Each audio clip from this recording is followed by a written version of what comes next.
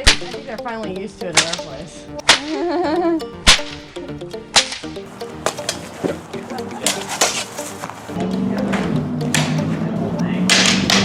Wolverine cosplay. I'm Batman.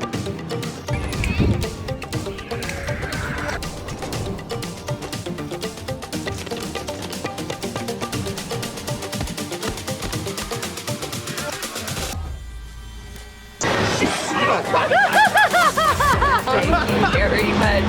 Scared the crap out of me.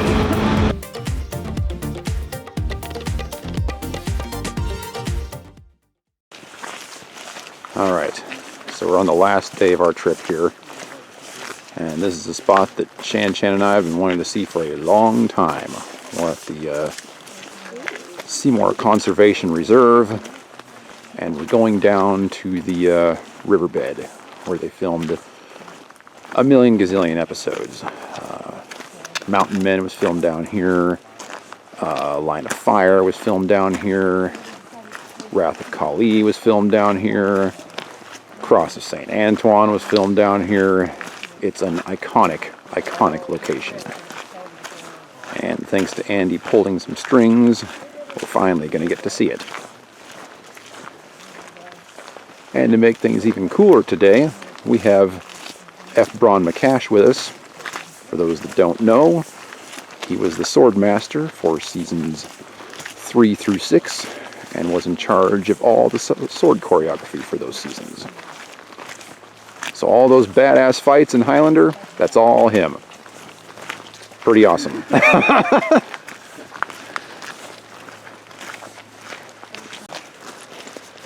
This is it. Oh, I absolutely remember this area. Tell them how sick you were during the Shadows episode. You guys have heard this story?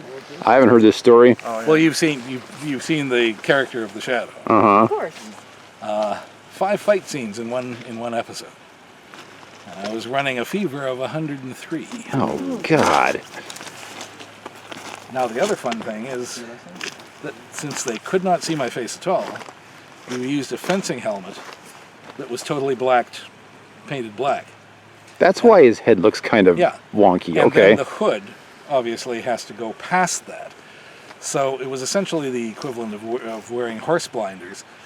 The fencing, I'm very used to wearing a fencing mask, that's not a problem. But wearing something that extends 5 inches beyond that all the way around, there's virtually no peripheral vision. None whatsoever. Which is kind of important when you're fighting with a sword, especially a two-handed sword. The other thing is that the costume went almost to the floor, which meant I cannot bend my knees. Because if I bend my knees and step forward, I will step onto the inside hem of the costume, and then basically just walk up the inside front of the costume, getting shorter and shorter and shorter and shorter and shorter until finally the Shadow is a dwarf. We represent the, then, of course, these long tippeted sleeves, and wore black gloves underneath that. The problem is when you're doing that kind of movement with a sword, the sleeves have a tendency to take on a life of their own, and they swing around and they wrap around the hilt of the sword. Especially when you got a sword that's got a long handle on it, which that one did. It's not so much the handle, it's the quillons. That's where the fabric hangs up, and all of a sudden you get to about here and the sword just stops because of all of the crap that's wrapped around it. So we had to actually sew directly below my wrists. We had to sew the tippets of the sleeves shut all the way to the bottom. That didn't stop them from flailing around, but it stopped them from grabbing anything because they would wrap and then they would unwrap. And I'd sort of taken that into consideration when I was doing the choreography, going, okay, if I have to wear this, I've got to be able to move in it. But it was a bit of a thing. And then of course, several of the fights are in the dojo, so we're using, in studio and lights. And I'm already running a temperature of 103, so now we're adding another 30 degrees of temperature from, like 14Ks and 20Ks and stuff like this. So they dragged in one of the stunt crash mats, and in between takes I would just lay on the crash mat and go, kill me now. No, it wasn't that bad, but it was definitely disconcerting. I would imagine that costume was pretty warm too, wasn't The it? costume is really not that hot. I mean, I was just, wearing black t-shirt and black gym exercise pants underneath it. The costume was not heavy at all. I've worn far, far heavier and thicker costumes on stage. I've worn some costumes that, with multiple layers that were literally, the fabric was literally as heavy as wearing an actual steel suit of armor. No, it was perfectly fine, apart from the fact that it was black and that absorbs heat and has a tendency not to re-radiate it. But no, you do what you have to do. You got through it. You get through it and bitch about it later when you're on location and nobody can do anything to you. But no, it was fun, regardless of how difficult it was to get through. On the other extreme, when I was doing Hans Kirchner, we were in Paris. We were at this very fancy. It's not one of the Rothschild's chateaus. We filmed in at least 3 of those, but it was this fancy chateau, 18th century. And when Kirchner gets his head cut off, I have to lie down for the quickening, and they cover my head with a piece of dark fabric so that they can, CGI the fact that my head's not there. And I'm lying face down. This is in the winter. And I'm lying face down wearing that period costume, in gravel. Which it's so cold that there's a white hoarfrost on all of the gravel. And I'm lying there on my face for like about 20 minutes while Byron, and all this sort of stuff. So I get up, and when you're moving, and this costume is 3 layers thick, and it's silk, and it's velvet, and it's, brocade and stuff. So we're working up a sweat, and I get up, and because we're at night and they've just shut out the main lights, and I'm thinking, why do I feel different? Why do I feel heavier? And I look down, and from here right down to below my belt buckle area, gravel was frozen to my chest and lower torso. Wow. About 10 pounds Jeez. of gravel. And we're talking about, stones about like this, was actually frozen to my costume because of all of the perspiration that I had wicked through these 3 layers and then lay down on the rocks for 20 minutes. So never had that happen before. But Frozen in your own sweat. yeah, pretty much. Can I ask you something that's a little off topic? No. How do you come up with a sword fight? Like beginning to end, just sit there with the sword. Okay, I'm going to do this or whatever. Well, no, not really, because the first thing you have to do with a sword fight is discover what is the story of the fight. What is the narrative story of the fight within the context of these specific characters? Because when you're choreographing a fight, one of the things you have to bear in mind is I may be choreographing it, but I'm not playing that character. Or rarely. Right. A lot of times I am, but still. I cannot impose my interpretation of the character on what this person would or would not do under what circumstances. I can't impose that interpretation on another actor, because it wouldn't necessarily be the decisions they make. Unfortunately, on Highlander or episodic television in general, you sometimes don't meet the actor until a couple of days before they're actually going to perform the fight. I have to have all of this pre-choreographed. So I just have to basically make my best guess, because I'm an actor as well. Looking at what's the story of the fight? Okay, here's the story of the fight. I know the character of Duncan MacLeod very well. Who is this character based on the lines in the script and leading up to and out of the fight? How would this person fight within these given circumstances?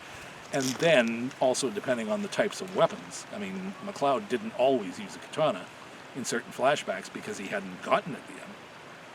But most he's using a katana. And I would get to choose the sword for the guest immortal. Oh, that's cool. So sometimes I was looking at it going, I don't care how old this person is. Not everybody uses a sword from when they were originally created and immortal. Like Mythos uses a medieval single-handed sword, but he's 5,000 years old. That's the one he's now the most comfortable with. So it's sort of like, what haven't we seen lately? What can we do using the authentic combat techniques indigenous to this particular design of weapon from this particular period of history? And how can we match this against the katana, bearing in mind the katana can not only be used two-handed, it can be used one-handed. It's an extremely versatile weapon. So you build the fight based on character and story, and then, of course, the interaction of two weapons that 99% of the time would never ever have met each other in history before. I mean, when does a Japanese katana ever get to fight a Roman gladius hispanica from the time period of Augustus Caesar? And we did that. And it was one of the cool things about the show, honestly. A lot of other things. So yeah, it was very challenging, but it was very artistically satisfying as well, because you got to do stuff that normally a choreographer would never be able to do, simply because of the historical flashbacks. And that was one of the things that just kept it fresh and kept it new and kept it challenging, because you try and grow as a choreographer within that particular project, and after 78 episodes in 4 years, you get to do quite a bit. Pretty cool. Yeah. Well, let's take a walk down here. You certainly don't have to if you don't want to, I'm because fine. of your cane. But if you want, go ahead. They filmed the scene with the funeral pyre from the Rapakali down here, the Indian village from... Yeah, isn't that Mountain Men down there also? Right, exactly. Yeah. The Mountain Men had the fight with Caleb Cole down here, and the Lakota village from Line of Fire was down here. It's a relatively easy walk, but... And don't forget to ask about the story of how he got to Highlander. Oh yeah, but we're going to use up all of our time if we're doing interviews. There he is. Okay, so we were right over there. It really doesn't look like the Hindu Kush or the Punjabi region. Well, Steve Gagan said that... Now we're right over here. When he came out and did it, he was very impressed with it. This is where they built the little hut when they were burning Vashti, your name was, on the funeral pyre, which would have been right where this burned up tree is. And then this right in front of us is the most iconic spot, obviously. Mountain Men, Cross of St. Antoine, all that would have been right in here.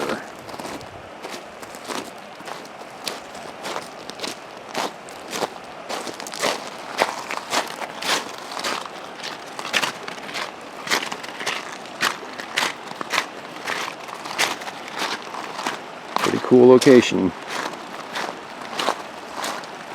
I consider ourselves to be very lucky to see this today. In fact, I think pretty much right in front of me is where Duncan had his quickening after he killed Caleb Cole. Right in here.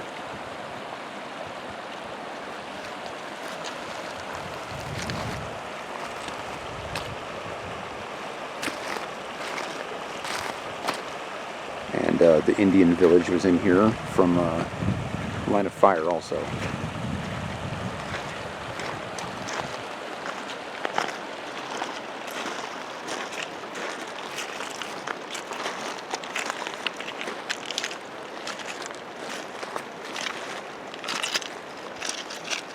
Pretty awesome.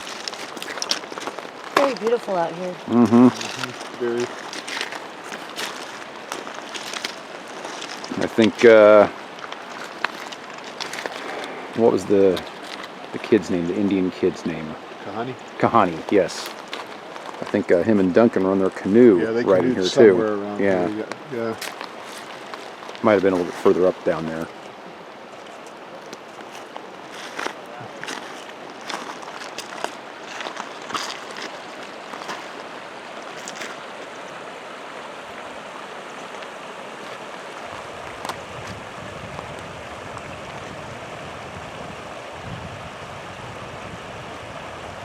Pretty sweet.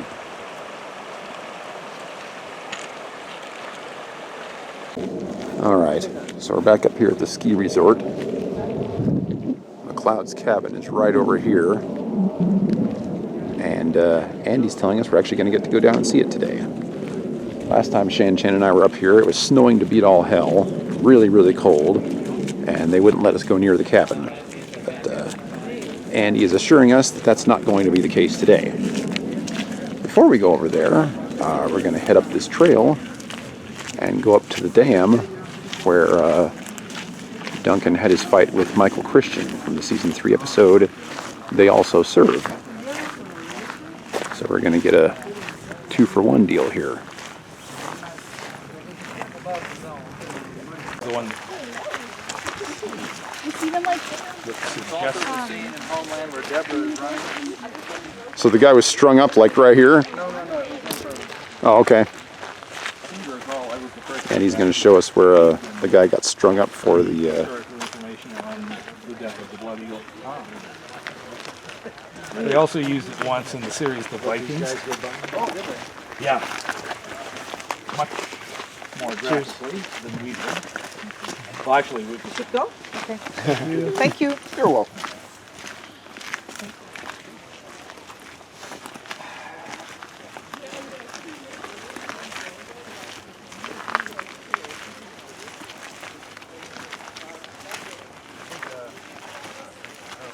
Adrian came out here with Carmel and Kirsten's group, and when they did the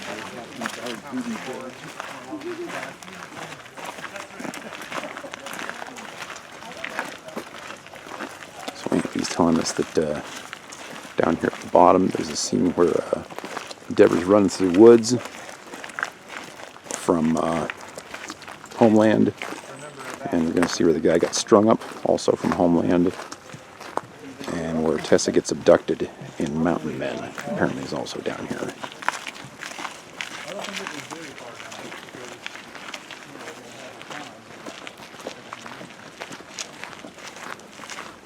And all this is at the ski resort up by the cabin that we weren't able to access on our last visit.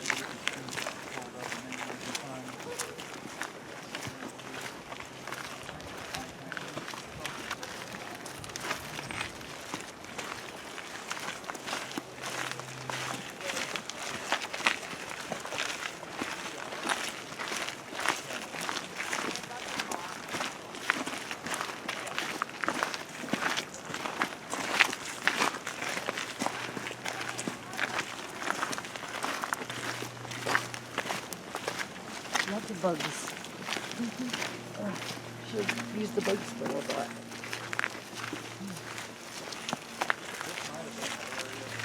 Look at that tree. Yeah, this does look a little familiar right here. I remember they came down. Yeah, they were up above her, yeah. And then they came right down over there. Sorry. No worries. Sorry. Got some people trying to get through. So yeah, I think Caleb Cole was like right up there. And what was the other guy's name? Josh, and what was the third guy? Eddie Doyle. Yeah. They came down from right there. And Tessa was right over here. Eddie and Josh have been up here now on 12 years. Eddie Doyle was it.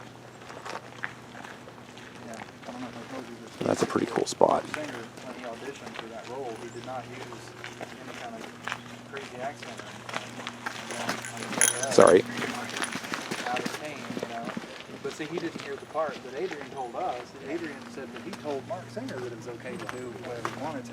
But yeah, he had this corn pone voice, and you know they started filming it, and they were stuck with it because they couldn't go back and redo it. I don't think it pleased some people though.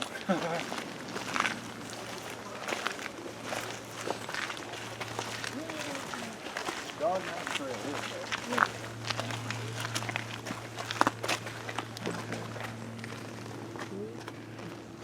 Oh, this is the flashback battle between...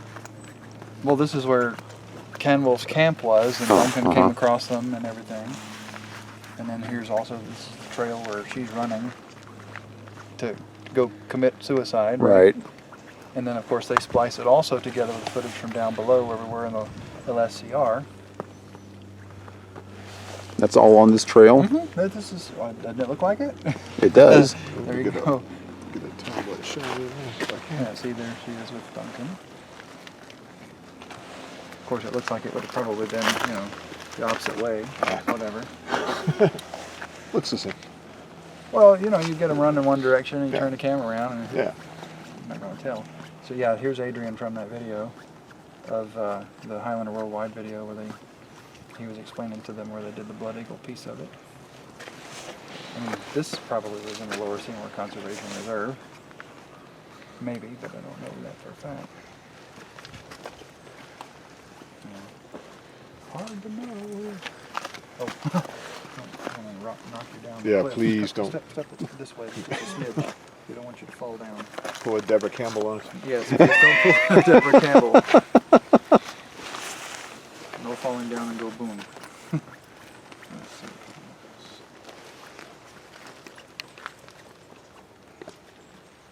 Yeah, that's the end of it. But I'll walk around a little bit further. I guess.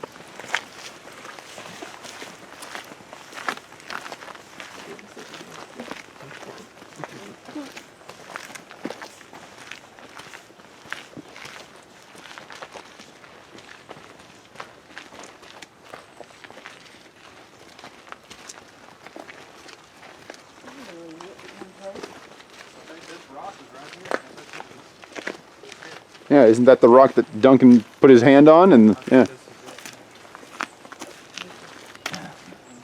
Amazing.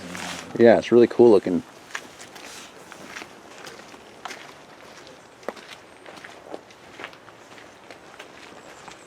Oh yeah, because it's got the roots on it. And Uh-huh.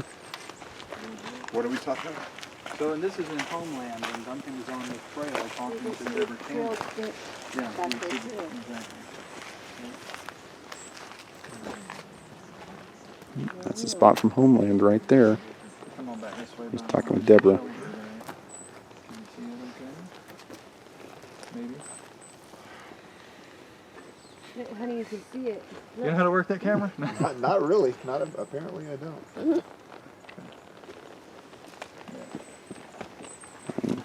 So, yeah, that would have been. Can I see that picture? Yeah. Yeah, that's the one right there. Mm-hmm. And that's the rock right there. Pretty sweet. All right, Braun, give it to me. No, I was before I started on Highlander. I was doing this movie of the week called The Return of Popeye Doyle, which was a French Connection thing, and I was doing it with a friend of mine who I'd worked with in Toronto for many years, and now we're both out here. Eric Keenleyside, who was also on Highlander. He was the large chap that the lamb took his head while he was fishing. That guy. was Alf Humphreys. But Dalman Ross was Eric Keenleyside's character. Yeah, that's right. But in any case, we were filming at this essentially abandoned house. It was probably up for sale, but it was totally empty. And we took it over, and one of the empty rooms we made into the craft service room, which is with the table where all the snacks are and coffee and stuff like that. So Eric and I, we had about 6 or 7 people in the cast that day, and we had like about a 50 person crew at least, 50 or 60. But for some reason, right at that moment, Eric and I were the only ones in the craft service room. So we were talking, and all of a sudden he mentioned, oh yeah, and there's this TV series that's just started up, Highlander. It's based on the movie. I said, yeah, it is. He says, do you have anything to do with that? I said, oh no, Bob Anderson, the person who did the original movie, is going to be doing the choreography. I had sent in a letter to the production office saying, this is who I am a choreographer, but if Mr. Anderson ever needs any assistance, or barring that, I am also a professional actor with a lot of sword experience and fight experience. And I said, and I didn't hear anything from them. And to be perfectly honest, I wasn't expecting to. I sent this in by myself rather than funneling it through my agent, and Lord knows how many they get. So it's in publishing, it's called over the transom submissions, and they're generally not usually successful. So as we were talking about this, this guy with red pants walks into the craft service room. So now it's just the three of us. And he stops and he listens. He's listening to us talking. And I thought, shall I ask him to come over and join the conversation or just stand over there and be rude? And he eventually walked over and he said, hi, my name is Brent Call Claxton. Mr. Claxton, with the expression on my face, like this is supposed to mean something to me. He was the line producer on this MOW. But I'd never met him. I mean, why would I? So he said, I am also the line producer on Highlander.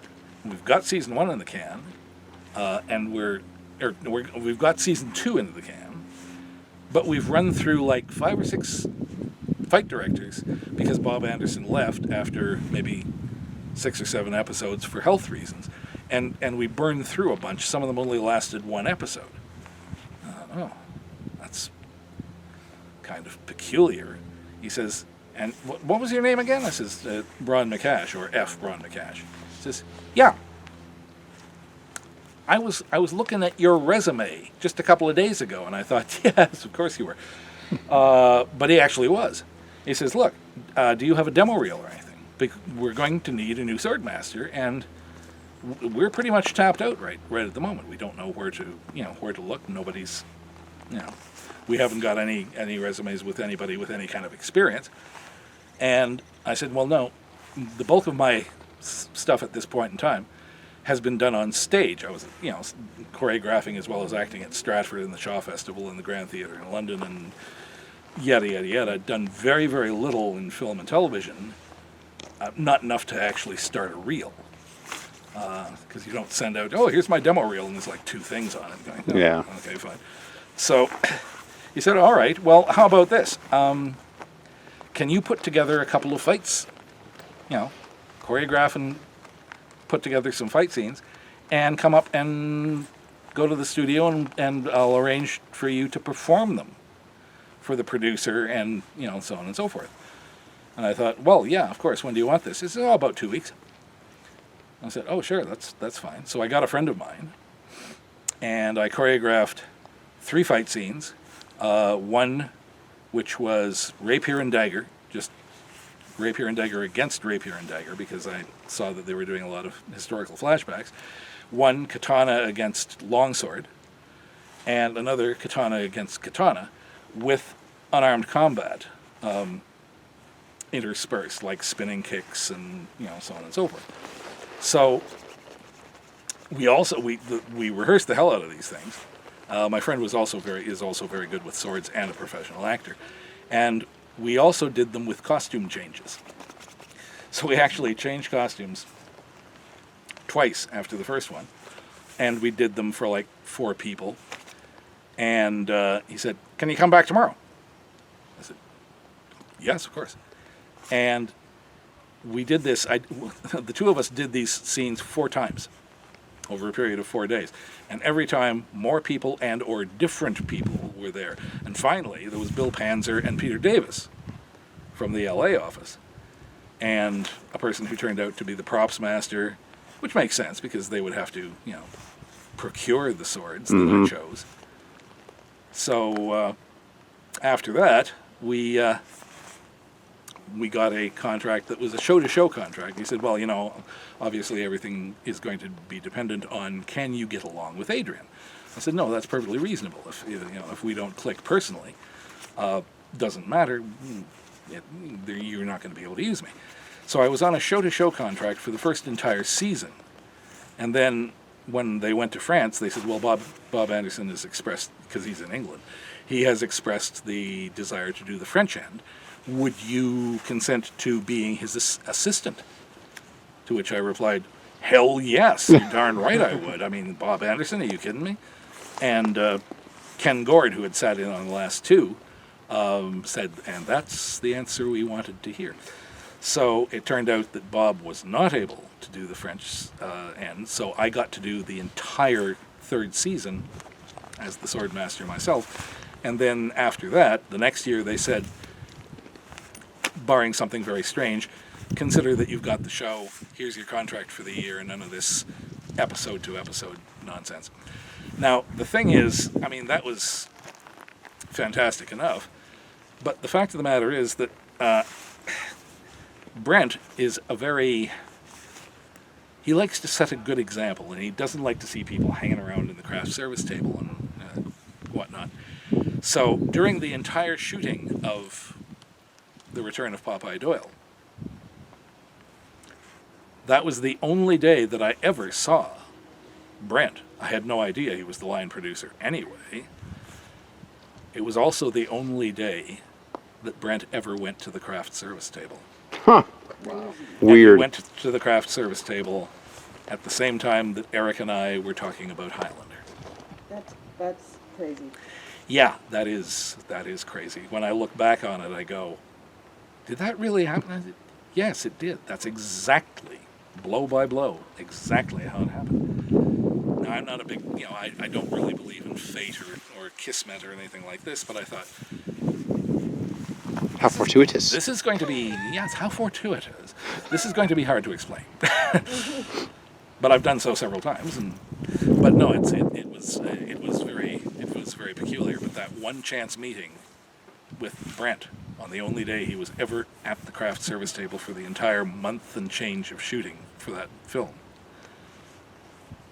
and happened to hear us talking about Highlander, and that resulted in 4 years, well, actually 5.5 years of work, because I then subsequently got Highlander Endgame, the fourth movie. So that was a heck of a lot of work for just some idle chatter over coffee in front of the snack table. Did you choreograph the scene between Adrian and Donnie Yen in Endgame? No, I did not. And the reason for that is that Donnie Yen is a very known martial arts commodity. He's a star, he's an expert martial artist. And nobody fights like Donnie Yen. So why would I impose, even though I know how to use those weapons, why would I impose my style in the choreography when it's demonstrably not his style? And he works, when you do Hong Kong filming, they literally figure it out as they're doing it. And you throw blows in patterns to accommodate very specific, like Jet Li does that all the time. You throw blows to specific quadrants because that is the pattern that he uses, and you accommodate the pattern. And you literally use it, do it on the set. You rehearse it once or twice, and then you just shoot it. But Hong Kong style shooting shoots in short blocks, except that when Tony did his fight with Jet Li and Fearless, they shot much longer sections of the fight than they would normally do. So I thought, well, no, it's just, it's ridiculous. Why would I even consider asking Donnie, oh, do you want me to choreograph your stuff? No, of course not. So does that mean the two of them just came up with that on the fly? Well, no, they didn't come up on the fly. They worked on that previously. I will not allow a fight to be choreographed on the set on the day. That's just simply not done because it's not safe, especially if Adrian, for instance, not necessarily used to working in that particular film fashion and fighting a person whose styles are very, very different, because I got very little opportunity to introduce Chinese styles like Zhang and Dao and Zhong sword. Yeah. So he wasn't particularly familiar with fighting those weapons. But, that, and then especially the hand-to-hand scene afterwards, they put that together themselves. Because even though I have several advanced black belts. Only one of them is in the Japanese art of Aedo. And I thought, well, I do Wing Chun and Hung Gar. I don't know exactly what Donnie does in terms of style, but it's not mine, and it's not Adrian's. So they have to fight each other. Let them figure it out, and they did. That wasn't a problem at all. I have no problem allowing people to do that. Well, it's not a question of allowing; it just simply makes sense. It's safer. It's better for the characterization, because the true characters that they are evolving is coming out in the choreography and telling the story of the fight better, and that's the whole point. But why would you impose your style on somebody who is already known for their unique style? And some people will go and see the product and go, Why is Donnie fighting like that? He's never fought like that before. Yeah, that's true. So you have to consider his fan base as well and what they might expect. But yes, it was a wonderful experience working with them, and we had a very good relationship. We got on quite well. But no, you just when you're working with people of that caliber, then obviously you let them do it. It's not about ego. It's about getting the best product and the safest product. Whose decision was it to use that double-bladed pole that he had? I designed it. Oh. It was a combination of 3 weapons. 1 Chinese, 1 and 2 European. So, yeah, it was. We needed something that had nasty on both ends. The top end is essentially a very vicious weapon known as a horse cutter. But the rear, the other end, is basically what's known as an English billhook, which is a spear point with a back-facing hook and then 2 small spikes at the very base where it joins the main shaft. And they are quite effective weapons because they can do a heck of a lot of stuff. They can thrust. The smaller spikes can be used like a mace, and of course with the hook you can drag people off the horse or trip them up from grabbing the leg and whatnot. So it's quite versatile. Although the European version has a longer shaft. I mean, with the one that we had, it had to be able to come over the head without any problem. And it also had to be able to clear the floor because there's a lot of movements in that particular style of Chinese weapons fighting that longer weapons simply don't accommodate. So, yeah. Unrelated question. Another fight that really caught my eye was Starcrossed, Roger Daltrey versus Duncan in the flashback where they have rapiers and daggers going. That was your first time with Roger, wasn't it? First, in terms of fighting. Was he like really green when it came to that sort of thing? Because he looked phenomenal in that fight. It's like these guys really know what they're doing. He had never handled those weapons before. Roger had never handled those weapons. How long did it take you to train him to do that scene? We might have had 4 hours amortized over 3 days. That's it? That's all. Wow. That's all you ever get. That's very, very impressive. And the other thing is that Roger had 2 fights in one day, both with rapier and dagger. And one of because the other one down by the bridge where there's no dueling or whatever. They were all filmed on the same day, and to make an actor do 2 complex sword fights in one day is crazy. And after that, I sort of dragged the line producer over and going, we cannot ever do this again. You just don't do that for acting. I would be hard pressed to do this, and this is what I do. For heaven's sakes, because rapier and dagger is not an easy form. Heck no. And I was trying. No, when we got new guys come in, we don't even let them pick up the dagger until they've been at it for a few months. No, it's. I can't remember what style. On Highlander, I'd never used a pure style. It was just like duende. That's not pure Spanish destreza at all.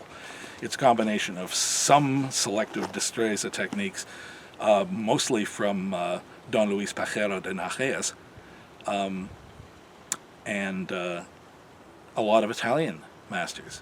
So I would mix Italian masters together that would sometimes span almost 100 years, like Capoferro, De Grassi, Fabri, Gigante, and just, what works, what's the best visual for what we're trying to achieve here, and how can we use 2 different master styles to make the 2 fighters look visibly different even before they contact their weapons. So one might use a later period style where the weapon is already out and the dagger is taken back like this, and the other person might use sort of a Camilla Agrippa Capoferro style where the left foot is forward, the sword is back, and the dagger is out because you engage with the dagger first to free the sword.